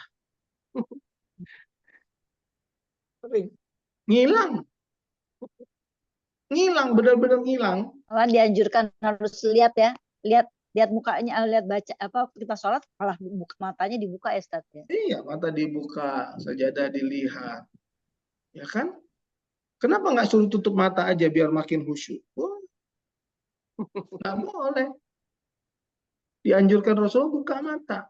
Nah, kalau kita buka mata, tiba-tiba ada orang nyelonong kiri kanan kita nyusul sholat, pengen berjamaah juga. Kan pasti ada tuh.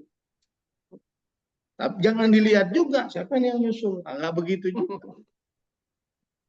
Nah, jadi khusyuk itu pemahamannya punya keyakinan bahwa kita akan bertemu dengan Allah dan kembali menghadap Allah. Nah, kalau keyakinan itu kuat di hati kita, itulah khusyuk. Begitu. Ustadz, mau tanya nih Ustadz, dalam kaitan sambungan tadi, sholat dengan khusyuk.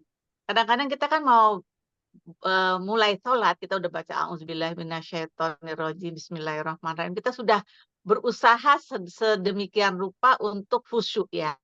Tapi kan kita tahu, setan tuh sudah mengatakan bahwa begitu kita saya pernah mendengar bahwa begitu kita menyebut Allahu Akbar, di situ setan sudah mulai dia untuk mengganggu kita gitu kan ya Ustadz. Nah itu gimana sih caranya nih Ustadz?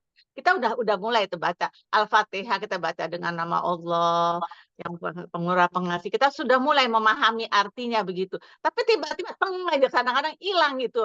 Ingatlah di dapur, ingatlah apa kan gitu. Yang nggak mestinya diingat tadi waktu dalam keadaan diem nggak ingat apa-apa, atau ingat yang aneh-aneh gitu. Nah itu kan kita tahu bahwa ada setan sedang mengganggu kita. Nah itu gimana tuh caranya Ustadz? Saya nggak bisa jawab dengan sempurna karena saya sama dengan Bu Nurjana. Nah, kita bukan malaikat, kita manusia. Cuman kita berjuang, jangan begitu sudah ingat, jangan terus dengan ingatan itu, singkirkan lagi, gitu, dilawan. Balikin lagi, gitu ya, balikin lagi. Makanya tadi, kenapa biar pikiran? Karena pikirannya nggak terlibat. Makanya tadi ilmu-ilmu tadi itu yang tadi manfaat sholat, tujuan sholat, makna bacaan, makna gerakan, ininya dilibatkan untuk memahami makna bacaan, memahami makna gerakan gitu. Jadi ininya nggak kosong. Nah yang kosong tuh ketika misalnya gini, ketika ibu takbir, Allahu Akbar, Engkau maha besar ya Allah, kan gitu kan. Nah kecilkan diri kita, aku kecil di hadapanmu ya Allah. Aku sucikan engkau, aku agungkan engkau ya Allah. Dalam hati nih, Bismillahirrahmanirrahim. Nah, apa arti Bismillahirrahmanirrahim? Apa arti itu? Ininya dilibatkan. Iya. Nah, ketika ini kosong, disitulah masuk. Bahkan masuknya itu bukan hanya yang hari ini, yang udah 10, 15, 20 tahun yang lalu juga masuk. Iya betul Ustaz. Iya. Katanya buang ludah Ustaz ke kiri kalau diganggu. Cuh gitu. Iya. Bukan buang ludah benar. Bukan, maaf ya. Sampingnya. Bukan gitu aja, cuman begitu, gitu ya. Tapi gitu Bu Nurjana ya. Jadi sekali lagi itulah manusia itu dengan segala keterbatasan. Yang dilihat oleh Allah itikat kita, perjuangan kita yang dilihat. Hasilnya bukan kuasa kita, hasilnya kuasa Allah. Proses ya yang dinilai ya. Nah, iya. Cukup? Ada lagi? Kalau nggak ada saya mau nanya. Bu Eli itu kata tadi mau ngacung. Siapa? Oh, Kalau nggak ada Bu Eli saya mau tadi tanya. nggak nanya tadi, ada mau ngacung gitu. Hidupin camnya semua dong, biar saya lihat wajah. Nanti pada pakai daster. Hai. Besok Nggak saya apa-apa, off cam. Ustaz. Yang penting semangatnya terus monitor. Berarti saya boleh dong off cam besok pakai kaos Oh, ya. jangan.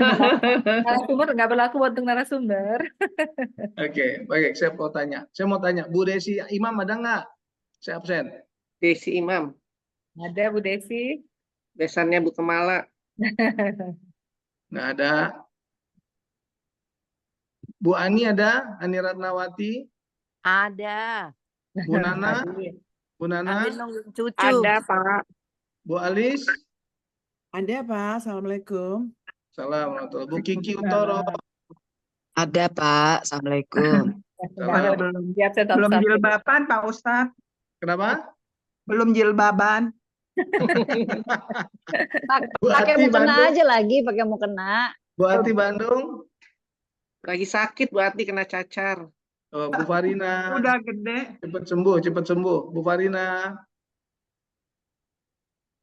Bu Ina, ini sahabat saya Ustaz, sahabat SMA saya. Ya, Bu Reni Said? Ada Pak Ustadz. Oke, Bu Dewi Firman? Assalamualaikum, hadir Pak Ustadz. Saya hadir Pak Ustadz. Iya ya. Oh tuh Bu Desi udah jawab itu, besok saya. Hadir Pak Ustadz. Assalamualaikum. Salam. Bu Desi udah jawab bukan karena miss call dari Bu Kemala kan? Ya, baru dengar Ustaz. Rajin Bu Desi selalu ingin hadir. Bu Yaya hadir. Udah jawab tadi Bu Yaya. Nah, Hadir Pak Ustadz. Assalamualaikum. Assalamualaikum. Bu Ambarwati. Bu Ambar. Bu Deli. Ya Pak, Assalamualaikum Pak, dengar Pak, Insya Allah. Ada dua pertanyaan. Absensi ya Pak Ustadz. Ada dua pertanyaan. Hadiahnya Quran. Masya Allah. Quran bagus untuk belajar tematik gitu kan. Nah, pertanyaan pertama. Pengen nih. Raise hand ya. Siapa yang cepat, saya mau lihat di sini. Raise hand. Resen di mana ya? Ada. Oke, Jawab suaranya aja. suara. Ya, Saya. suara deh Pak Ustadz ya. Suara. Oke. Adek, Bibi. Bapak. Oke ya. Bu, hidupin itu ya. Maaf. Speaker tutup dulu semua. Begitu pertanyaannya udah keluar, hidup. Ya. Pertanyaan pertama. Halo, pertanyaan pertama. Ya.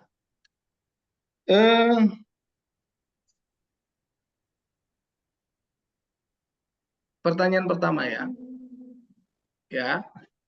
Sebutkan di dalam Al-Quran surat berapa, ayat berapa, surat apa, ayat berapa yang menjelaskan tentang sholat sebagai memohon pertolongan dan makna khusyuk.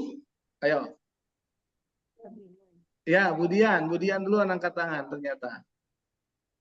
Itu di surat 153, 145 dan 153, sabar dan sholat minta pertolongan dari Allah.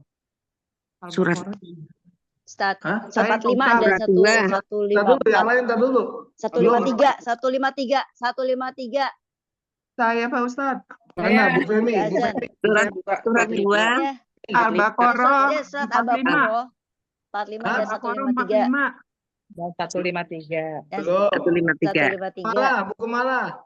Ya surat 2 Al-Baqarah ayat 45 dan 2, 153. 153. Ntar Surat dulu, 2, Tiga. buka malah. surat 2 ayat 45 dan surat Sama 5 ayat 153. 153. Dua surat. Kok belum ada yang bener nih? Oh, belum ya? Apa sih?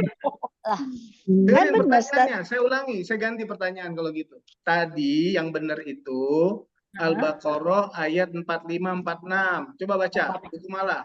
Oh, 45 dan 46 ya. Baca Tadi udah 45-nya udah benar kan? 45, 46 ya? Iya, Kan kita udah khusyuk- 45-nya khusyuknya udah di benar. 46. baru setengah, baru setengah, baru setengah. Khusyuknya di 46. Coba ulangi, baca. Oh ya, baik-baik. Ya, definisi khususnya di 46. Oh ya, baik. 46-nya apa? Dari 45, Ustaz? 45, 45. biar nyambung.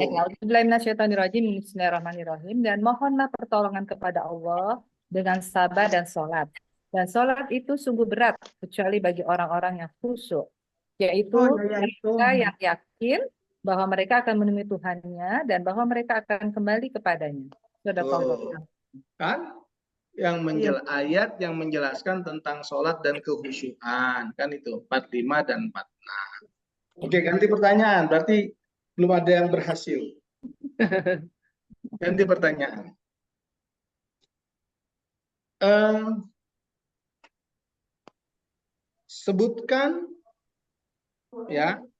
Sebutkan surat ya, ayat, surat dan ayat berapa di dalam Al-Qur'an yang mengatakan sesungguhnya orang yang beriman dan beramal soleh, yang mendirikan sholat dan menunaikan zakat, bagi mereka pahala di sisi Tuhan mereka, mereka tidak pernah takut dan tidak pernah bersedih hati. Bu Yaya. Al-Baqarah 277. Al-Baqarah 277. Bu Yaya. Al-Baqarah 277. Surat Al-Anfal ayat 2, 3, dan 4, Pak Ustadz. 2, 3, dan 4. Al-Anfal. Kan, salah. 277. Jangan menjawab. Satu-satu. Semua pengen dapat Al-Quran, Pak Ustadz. Iya. Al-Baqarah 277, Ustaz. 277, iya. Al-Baqarah 277, Ustaz. Bu Nurjana yang dapat Al-Qur'annya. Alhamdulillah. Baca, Bu Nurjana. Baca. Baca ya, bentar. Ya. Al-Baqarah 277. Sebentar ya Ustaz ya, saya buka dulu. 277. Bismillahirrahmanirrahim. Sungguh orang-orang yang beriman mengerjakan kebajikan, melaksanakan sholat dan menunaikan zakat. Mereka mendapat pahala dari sisi Tuhannya, tidak ada rasa takut pada mereka, dan mereka tidak bersedih hati. Alhamdulillah. Jadi nanti Qur'annya saya kasih waktu offline. Ya, Rabu depan insya Allah. Ayo, Mbak Nur. Kalau nggak ada, Juga tadi udah dapat. Mbak Nur. Jadi yang pertama tadi karena serius nyimak bertanya ya, fokus Bu Hani tadi saya udah janji ya. Nah, pertanyaan ketiga. Pak Ustadz. Nanti selama 4 pertemuan ini hadiahnya nanti Ada tenang terus aja. Nah, ada Tapi terus ya. harus ganti, Tapi orangnya yang sudah ganti-ganti dapat- ya Pak Yang Ustadz. sudah dapat tidak. Udah dapat nggak boleh Ustaz ya. Ya. Sudah dapat diam katanya. Sudah dapat ya, nggak boleh lagi jawab ya. Jangan Soalnya menjawab mau aja. biasa. Jangan menjawab ya. Angkat tangan atau berteriak saya gitu ya. Ya. Oke. Pertanyaan ketiga. Siapakah nama nenek saya? Yang tahu Ibu Haja Fulan. Fulani. Yang pasti Pak Parlindungan. Bapaknya kan. Paknya Parlindungan. Di luar konteks, Bu. Ayo, Bu. Pertanyaan ketiga ya. Simak, serius. Pertanyaan ketiga. Apa arti surat Al-Mu'minun ayat pertama dan kedua? Qad aflahal mu'minun alladzina hum fi sholatim khashi'un. Ayo. Sesungguhnya. Saya, Ustaz. Ustaz, saya duluan. Ya, udah silakan Bu. Oh, saya. Ya, Bu Dian. Ya. Ya, sungguh beruntung orang yang beriman, orang yang khusyuk dalam sholatnya. Oke, Yang alhamdulillah. 1 dan 2. Ya, alhamdulillah. Ya, nanti Bu Kemala pertemuan kedua, tenang. Iya. Ngalah sama yang Dapat senior. Quran, alhamdulillah, makasih. Ngalah yang senior, ngalah senior. Ya, nanti Qurannya kita ketemu di pertemuan offline ya. Ya, Jadi insyaallah. satu pertemuan tiga hadiah. Barakallah. Saya siapin 12. Alhamdulillah. Ya, itu yang bisa saya sampaikan. Sehat-sehat buat semua. Amin. Mudah-mudahan sama kita. Saya nyimak juga loh. Saya nyimak loh Pak Ustadz, belum di absen tadi. Oh Bu Emma, ya Bu Emma, ya. Saya walaupun nggak nampak tapi nyimak loh Pak Ustadz. Nyimak terus iya, Ya. tapi nggak di absen tadi ya. Tolong besok pengajian yang kedua, ketiga yang online, pokoknya pakaian rapi semua harus hadir, nunjukin muka ya. Nah, itu PR tuh dari Ustadz, request dari Ustadz. Insya Allah. Saya khawatir Quran ya, Ustaz ya. sebetulnya ibu-ibu tuh ini khawatir, bukan Ya, syaratnya tuh. Saya lagi ceramah, ada yang lagi masak, ada yang lagi benahin lemari. Biar dapat berkahnya, nuntut ilmunya yang serius. Jadi online, nanti online yang kedua. Ya, insya Allah. Sudah berpakaian rapi, tunjukkan muka, biar semangat majelisnya. Ini mukamu, mana mukamu ya? Insya Allah. Pak Ustadz. Terima kasih Khusus Bu Pak Emma. Ustadz, nanti saya buru-buru dandan. Padahal nggak nunjukin muka juga serius loh nyimaknya. Tapi kan nggak kelihatan, Bu Emma. Hadapnya lagi flu nih. Hadapkanlah wajahmu dengan lurus ya. Itu Pak Ustadz, itu ada Bu Eli minta doanya, cucunya lagi kalinia, Ustadz. Oh iya. Sekarang di Bandung. Cucu Nda Fatima sedang kemoterapi, Ustaz. Umur yang ketiga, umur 4 tahun, Ustaz. Mohon izin doanya. Mudah-mudahan diangkat Allah penyakitnya ya, sehat ya. Amin. Semoga kita semua sehat, semoga kita semua bahagia, dijauhkan dari mara bahaya, jauh dari bala, dan jauh dari ujian yang kita nggak sanggup memikulnya. Amin. Lapangkan Allah rezeki kita, dimudahkan Allah, dikuatkan Allah iman Islam kita. Al-Fatihah. Amin.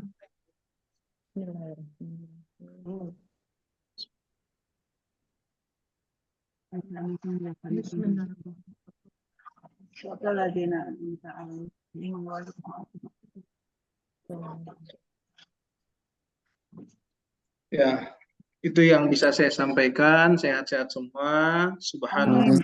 Wa bihamdika asyhadu an la ilaha illa anta astaghfiruka wa atubu ilaik. Assalamualaikum warahmatullahi wabarakatuh. Waalaikumsalam.